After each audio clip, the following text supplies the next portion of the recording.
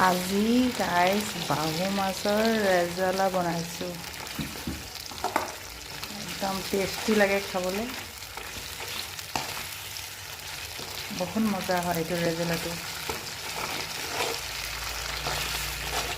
ৰেজালাৰ মছলাখিনি ৰেডি হৈ গ'ল। কাজু, পোস্ত, মগজ সেইবিলাক দিয়ে বনাইছোঁ। দহি আছে আৰু মানে কি হয়, এইটো বগা বগাই হয়, হালধি ব্যৱহাৰ কৰা নহয় যে।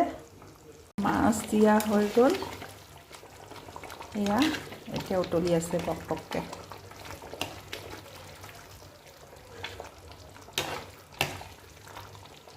এয়া বাহু মাছৰ মোৰ ৰেজালা বনাই হৈ গ'ল।